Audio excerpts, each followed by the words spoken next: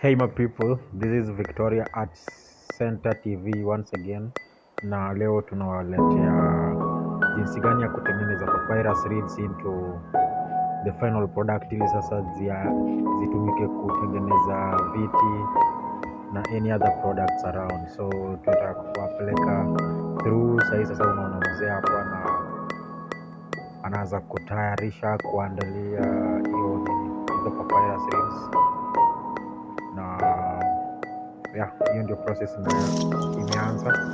Sasa tutaanza tu hivyo, tutawapeleka tu hivyo mpaka at the end. Ndio tu polepole tuone vile anaifanya.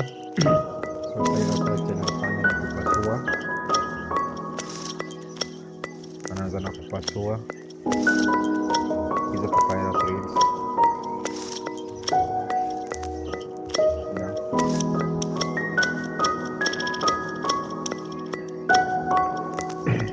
Pasua tu polepole.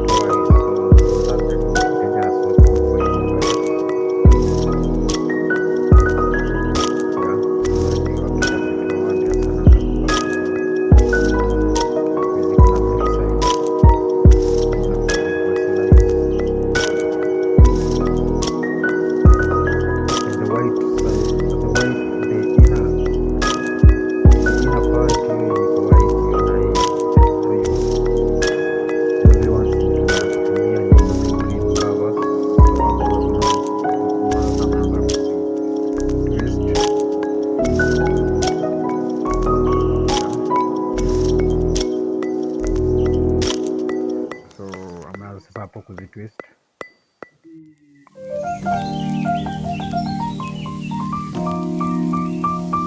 That is the second step ya hiyo kutengeneza papyrus reeds. This is the second step.